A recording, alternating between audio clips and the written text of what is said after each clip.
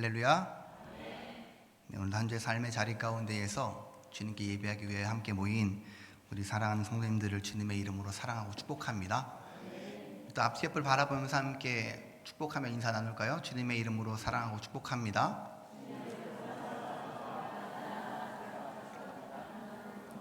주님의 이름으로 사랑하고 축복합니다. 네, 오늘 이 시간 반석 위가 아니면 이라는 제목으로 말씀을 증거할 때 이 말씀이 우리의 삶의 능력이 되기를 축복합니다. 제가 좋아하는 TV 프로그램 중에 뭉쳐야 찬다라고 하는 프로그램이 있습니다. 제가 좋아하는 이유는 이게 축구에 관한 프로그램이기도 하지만 각 분야에 되게 정점을 찍었던 아니면 혹은 정점을 찍고 있던 그 분야의 선수들이 나와서 축구라는 하나의 이 매개체로 인하여서 한 팀을 이루어가는 과정을 보는 것이 굉장히 즐겁기 때문에 제가 중간중간 이 프로그램을 볼 때가 있습니다.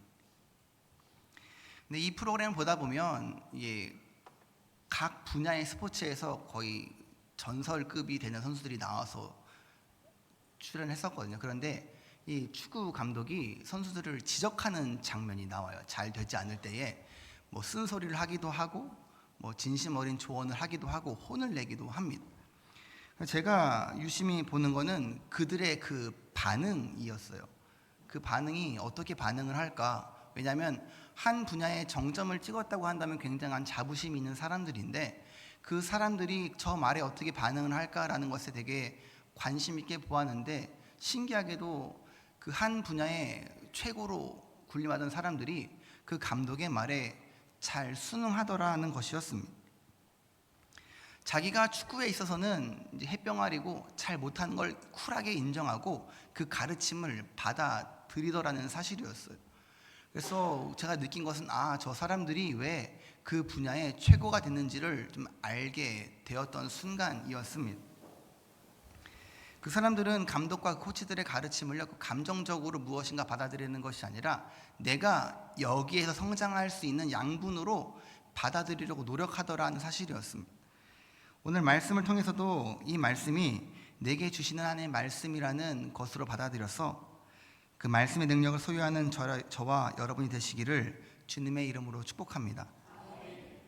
오늘 본문 말씀을 읽으면서 무엇이 보이셨어요? 잘 아는 말씀이구나 라는 것이 보이셨습니까? 오늘 본문을 통해서 세 가지 정도를 함께 보기를 원하는데요. 첫 번째는 듣고 행함에 대한 부분입니다. 24절을 보면 그러므로 누구든지 나의 이 말을 듣고 행하는 자는 그 집을 반석 위에 지은 지혜로운 사람 같으리니 라고 말씀하고 계시는데 이 본문에 나오는 들음은 무엇인가요? 들음은 이 믿음을 말합니다. 예수님의 말씀을 듣고 즉 믿고 행하면 지혜로운 사람이다 라고 말씀하고 계시는데 우리가 이 믿음과 행함에 관한 부분은요 오랜 기간 이 논쟁거리였습니다. 무엇이 먼저이고 무엇이 중요한가라는 것에 대해서 많은 사람들이 논쟁을 하였는데 이 부분에 아직 논쟁거리가 남아있는 분 계십니까? 믿음과 행함은 어느 한쪽만을 바라보는 문제가 아니죠. 어떤 한 비유에서 나온 것처럼 이 노를 젓는 배가 앞으로 나아가기 위해서는 한쪽의 노만 젓는 것이 아니라 양쪽의 노를 잘 저어야 앞으로 가는 것처럼 믿음과 행함은 같이 진행되어지는 부분입니다. 행함이 없는 믿음은 죽은 믿음이지만 이 행함은 곧 믿음으로 인하여서 나오기 때문이에요. 오늘 본문 앞에는 이 들음과 행함의 대조가 아닌 말과 행함의 대조에 대해서도 나오는데 21절을 같이 한번 읽어볼까요? 본문 21절입니다. 시작. 나더러 주여 주여 하는 자마다 천국에 들어갈 것이 아니요 다만 하늘에 계신 내 아버지의 뜻대로 행하는 자라야 들어가리라. 아멘. 이 7장 앞에 앞서 여러 비유들을 들어서 말씀하시면서 이 말만 번지르르하게 하고 살아가는 것이 중요한 것이 아니라 하나님 아버지의 뜻대로 행하는 자가 천국에 들어갈 것이다 라고 말씀하시고 그리고 이어지는 게 오늘 본문 말씀입니다.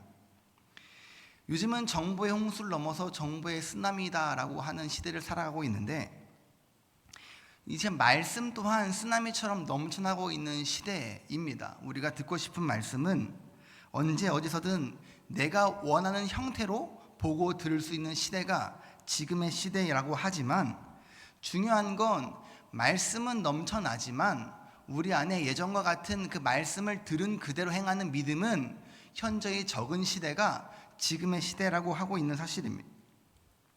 그렇다면 예전에는 배움이 적었기 때문에 들은 말씀 그대로 행했고 지금은 학력과 경제력 모든 것들이 성장했으니까 그렇지 않을까요? 아니죠. 어떻게 보면 그럴 수도 있겠지만 이것은 마음과 태도의 문제입니다. 내가 무엇을 가졌고 상황이 어떻게 바뀌었는가에 대한 문제가 아니라 그 상황을 대하는 우리의 태도의 문제다라는 사실입니다. 지금은 지식으로 설명되지 않은 것들은, 내가 가진 지식으로 설명이 되지 않는 부분은 받아들이지 않는다라는 사람들이 많아지고 있대요. 내가 가진 지식이 하나님의 말씀을 설명할 수 있으면 받아들이고 그렇지 않으면 내가 이해하지 못하는 부분으로 그냥 남겨둔다라는 거예요. 그것은 우리의 교만입니다. 내가 말씀을 다 이해하고 내가 말씀을 뭔가 다 설명하라는 것은 우리의 교만입니다. 믿어지지 않는 것을 믿어지는 것이 믿음임을 고백한 우리가 되기를 축복합니다.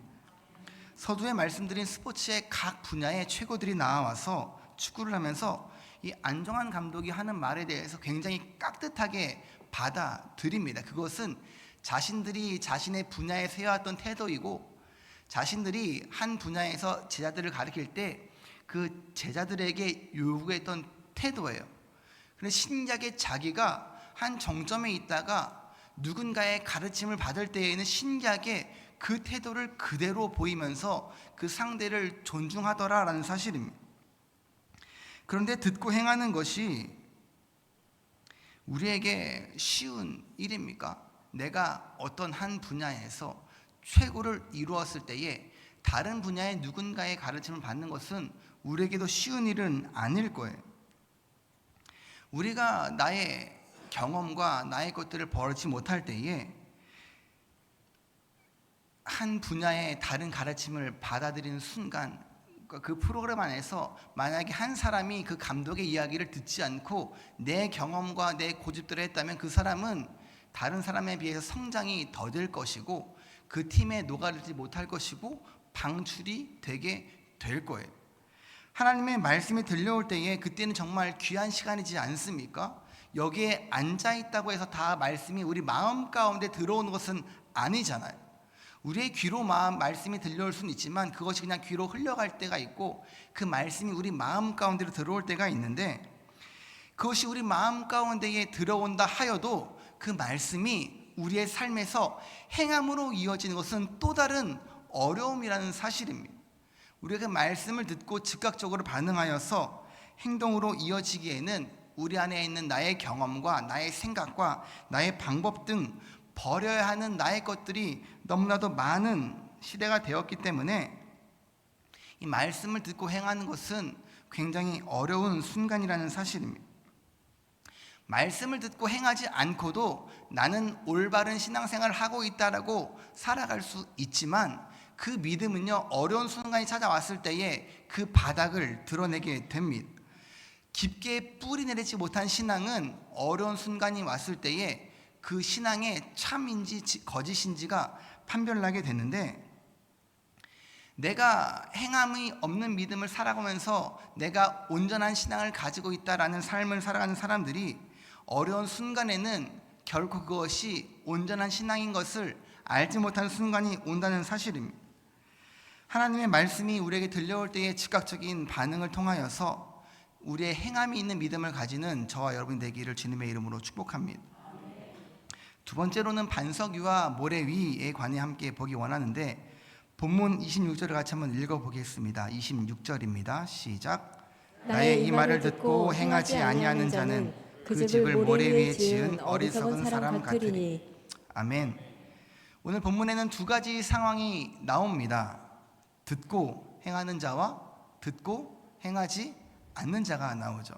바꿔 말하면 집을 반석 위에 지은 지혜로운 사람과 집을 모래 위에 지은 어리석은 사람으로 두 사람이 나옵니다. 그런데 어떤 멍청한 사람이 우리가 생각하는 그 모래 위에 집을 지을까요? 아기돼지 삼형제의 첫째처럼 그 지푸라기로 집을 짓는 것과 같은 어리석음이지 않겠습니까? 아무리 밀어내도 바다의 모래 같은 모래 위에는 집을 짓지는 않겠죠. 그러면 이 모래는 어떤 모래이냐면 눈으로 보기에는 단단한 땅 같은 곳입니다.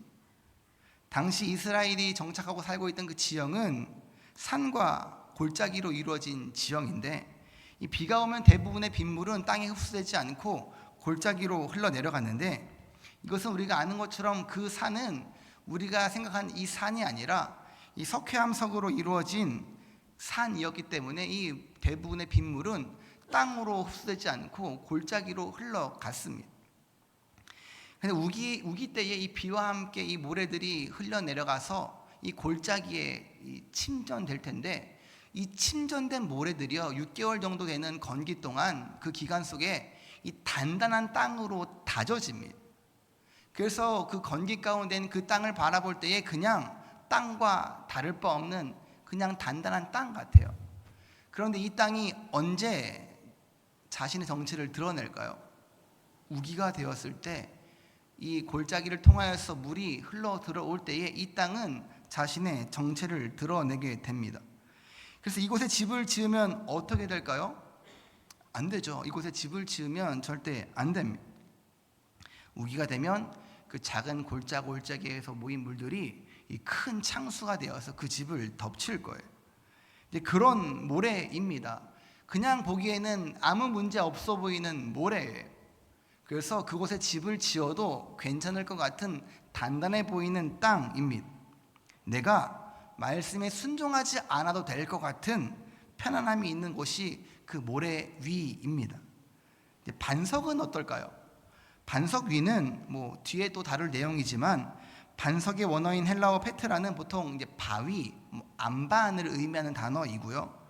또 다른 의미로는 벼랑 위에 있는 천연 요새를 가리키기도 하는데, 자, 반석 위에 집을 지으면 어떨까요? 집을 지어야죠. 집을 지으라고 하셨으니까요. 반석 위에 집을 지으면, 그런데 아까 말씀드린 그 지형적으로 바라보았을 때 이 석회암석이 있는 곳과 골짜기 중에 반석은 어디일까요? 이 석회암석이 있는 언덕 위겠죠. 그러면 오늘 그 반석이라는 뜻의 높은 지형 위에 있는 요새지라는 뜻에 있는 곳인데, 자, 그곳에 집을 지으려면 골짜기보다 어려울까요? 쉬울까요? 어렵겠죠. 언덕 위에 높이 올라가야 되니까요. 그래서 우리는 집을 지을 때에 편한 곳을 찾게 되면 그냥 눈에 보여서 지금은 아무 이상이 없을 것 같은 그 모래 위에 집을 지을 수도 있다라는 사실입니다. 그런데 우리가 중요하게 생각해야 될 건 집을 짓는 때예요. 집을 언제 지을까요? 건기에 지을까요? 우기에 지을까요? 건기에 짓겠죠. 우리의 삶에 어려운 순간이 찾아오기 전에 집을 지어야 합니다. 우리 마음 가운데 하나님 말씀이 들려올 때 우리는 이 집을 지어야 하는 거예요. 우리의 마지막 때를 준비해야 하는 것입니다. 말씀이 우리 마음 가운데 들려졌을 때 우리가 그냥 감탄하면서 좋은 말씀 들었다 하고 넘어가는 것이 아니라, 즉각적인 반응을 통하여서 반석 위에 우리가 영원히 거할 집을 지어야 한다는 사실입니다.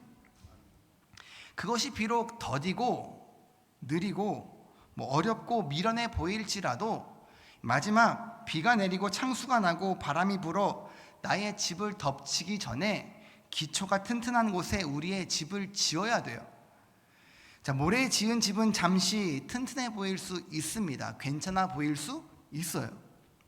집을 짓기에 편리하니까 반석 위에 지은 집보다 더 웅장해 보이고 화려해 보일 수 있습니다. 때로는 모래 위에 집을 지은 사람이 반석 위에 집을 지은 사람을 조롱할 수도 있습니다. 그렇게 어렵게 집을 왜 짓냐? 이렇게 나처럼 화려하고 좋은 집을 지어야지 너는 왜 굳이 그 어려운 곳에 집을 짓냐라고 조롱을 당할 수 있을지 모릅니다. 그렇지만 반석 위에 지은 집과 모래 위에 지은 집은 언제 그 차이가 나냐면 우기 때에 그 차이가 확연히 드러납니다. 그런데 그 차이는 화려한 집과 단순한 집이 아니라 무너지는지 그렇지 않은지로 판단이 나게 되는데, 이 원어적으로 이 비는요 그냥 우리가 생각하는 뭐 가랑비, 소나기가 아니라 폭우를 가리킵니다. 그리고 창수에 해당하는 원어 포타모스는 이 탕류로도 번역이 되는 갑자기 불어나서 넘치는 강물을 의미하는데, 이것이 그 팔레스타인 지역의 그 기후를 잘 설명하고 있는 단어로 보여집니다. 왜냐하면 아까 말씀드린 평소에는 메말라 있던 그 개울의 바닥이 우기에 집중적으로 비가 내려서 이 갑자기 탕류가 되어 흐르는 현상을 표현하는 단어가 이 포타모스라고 하는 단어인데, 본문에는 이것을 복수형으로 사용되어져서요 이 노도와 같이 밀려오는 거센 물살의 위용을 느끼게 하는 단어가 이 창수라고 하는 단어입니다. 또 바람은 어떻습니까? 바람은 그냥 우리가 생각하는 뭐 강한 바람을 말하는 것이 아니라, 이 아네모스라고 하는 단어는 광풍 혹은 대풍으로 쓰여지는 단어인데, 이것도 지형적인 특성에 의한 단어입니다. 갑자기 이 팔레스타인 지역이 뜨겁게 달궈지면 이 달궈진 기류로 인하여서 기류가 급작스럽게 움직이게 되면 이 바람이 돌풍이 되게 된다고 해요. 그래서 이때 일어나는 바람이, 또 오늘 이 단어는 복수형으로 쓰여졌거든요. 그러면 이 바람이 그냥 한번 훅 불고 마는 것이 아니라 계속해서 우리의 집을 치게 된다는 거예요. 그러면 우리의 집이 어떻게 되겠습니까? 모래 위에 지은 집이면 이 계속해서 몰려오는 이 물과 바람에 의해서 쓸려 내려간다는 사실입니다. 골짜기에서 집이 무너진다는 것은요 그냥 수리할 수 있는 문제가 아니에요. 끝입니다.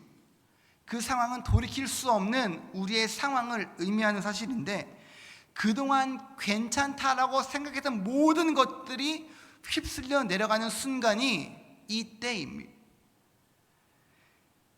어리석은 자들이 자신의 현상을 깨닫는 순간 그것은 끝입니다. 돌이킬 수 없는 상황이에요. 그때에 언덕으로 올라가서 다시 집을 지을 수 있는 것이 아니라요, 그때에는 그냥 모든 상황이 종결되는 순간이에요.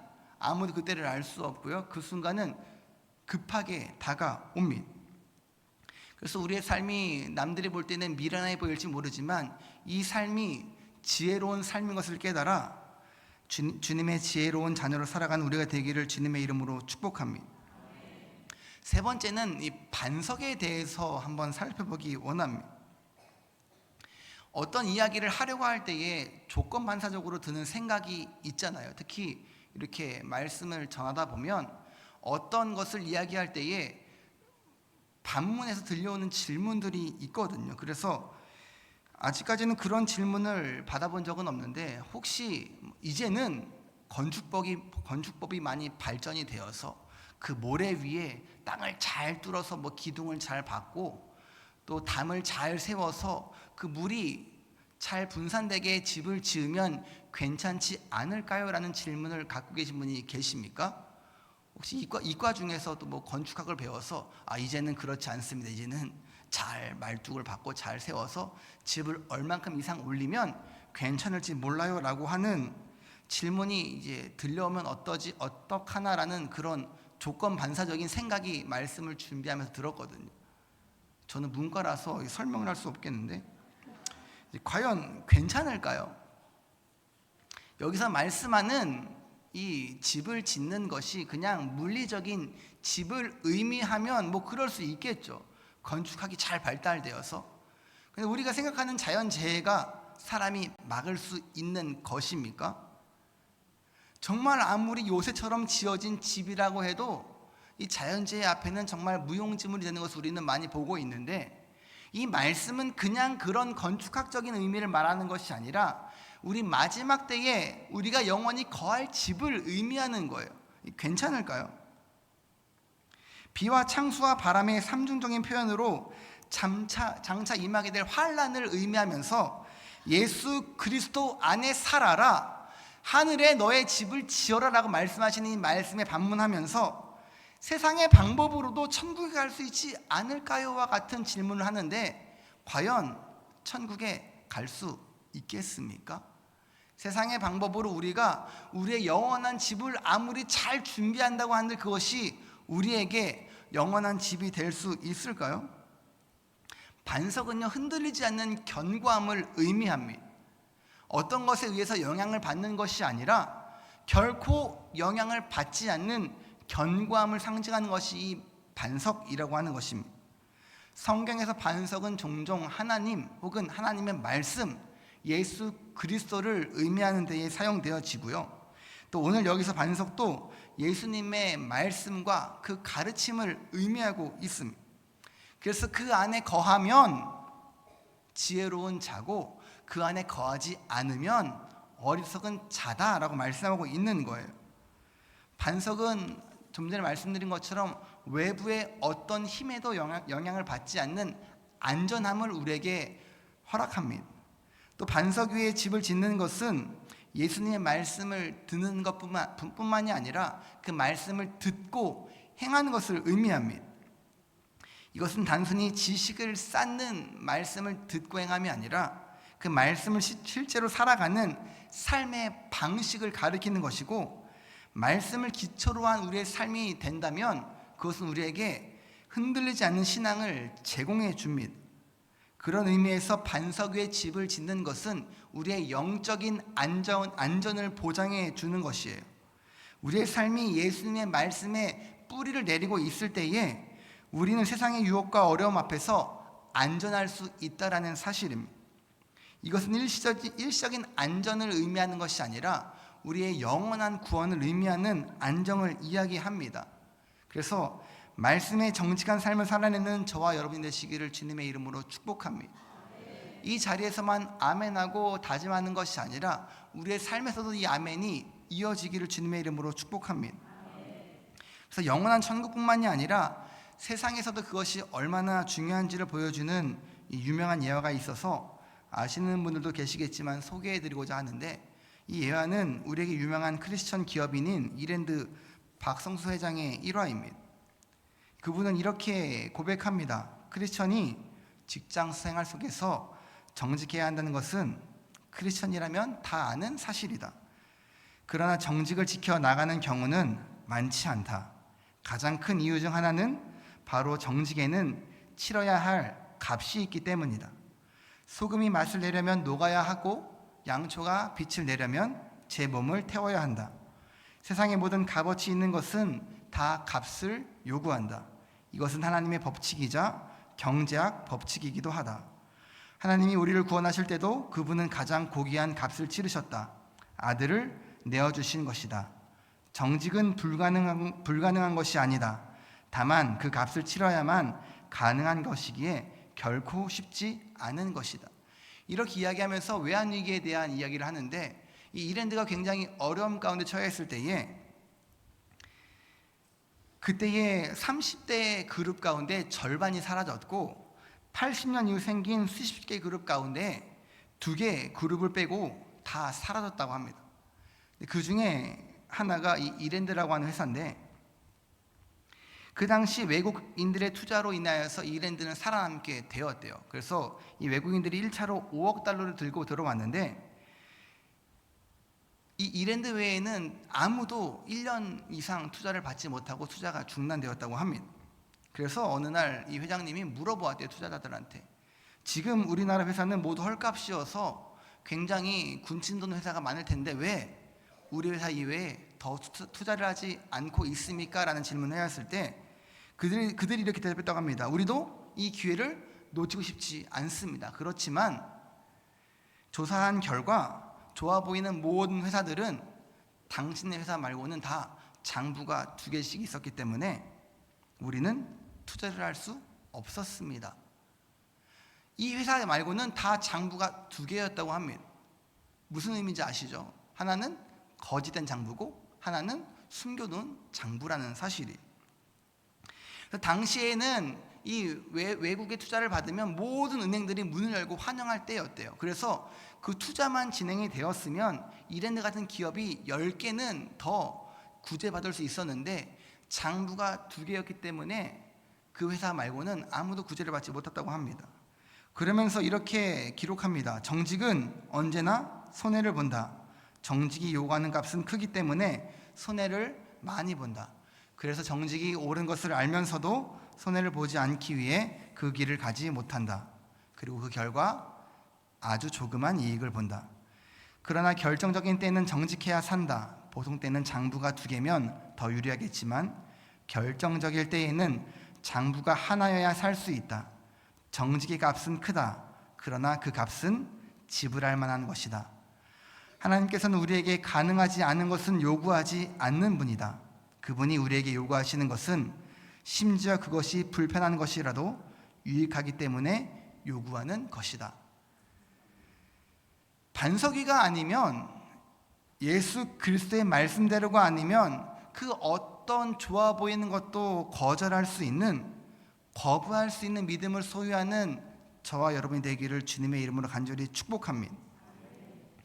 정직하면 언제나 손해를 본다는 말처럼요, 믿음은요 세상에서 늘 손해보는 장사입니다.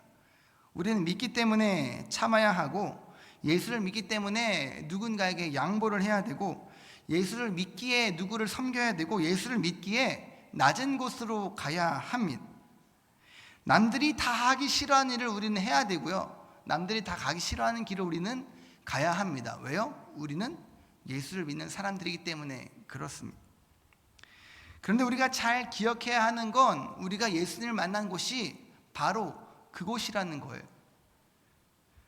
예수님께서는 날 위해 참으시고요, 날 위해 핍박과 수치를 당하셨고, 나를 섬겨주시러 낮고 천한 이 땅에 오신 그 예수님을 믿은 우리이기 때문에, 우리가 그렇게 구원받은 자이기 때문에 이것을 우리도 갈 수 있음을 믿고 나아가는 능력 있는 주님의 자녀가 되기를 간절히 축복합니다. 말씀을 정리하겠습니다. 말로만 하는 사람은 세상에 굉장히 많아요. 하지만 삶으로 예수 그리스도의 길을 가는 사람은 적습니다. 신앙은 알미 아니라 삶입니다. 우리가 그냥 알고 멈추는 게 신앙이 아니라 삶으로 살아내는 게 우리의 신앙입니다. 반석 위에 집을 지으려면 너무나 많은 것들을 우리가 포기해야 하기 때문에 좋고 편해 보이는 모래 위에 집을 짓고 비가 오지 않겠지라고 헛된 희망을 품고 살아가려는 어리석은 사람에게 본문은 이렇게 말합니다. 27절을 같이 한번 읽어볼게요. 27절입니다. 시작. 비가 내리고 창수가 나고 바람이 불어 그 집에 부딪히매 무너져 그 무너짐이 심하니라. 아멘. 그때는 반드시 옵니다. 혹시 비가 내리고 창수가 나서 바람이 불어서 집이 무너질지도 몰라가 아니라 반드시 비는 오고 창수가 나고 바람이 불어 모래 위에 지은 집은 반드시 무너집니다. 마지막 때에 예수 그리스도 안에 있지 않은 사람들은요, 그들의 결과는 멸망입니다. 그렇지만 반석 위에 집을 지은 그리스도 안에 있는 사람들은 영원한 생명이 주어지고 영원한 주님의 나라에 거하게 된다는 사실을 믿고 나아가는 우리가 되기를 주님의 이름으로 축복합니다. 흔들리지 않고 반석 위에 집을 짓는 저 여러분 되시기를 주님의 이름으로 축복합니다. 때로는 그것이 조롱을 받는 길일지라도, 때로는 그것이 어리석어 보이는 길일지라도 그 길을 멈추지 않는 저 여러분이 되어서 주님의 자랑이 되고 주님의 기쁨이 되는 우리 권능교회 모든 사랑하는 성도님 되시기를 주님의 이름으로 축복합니다.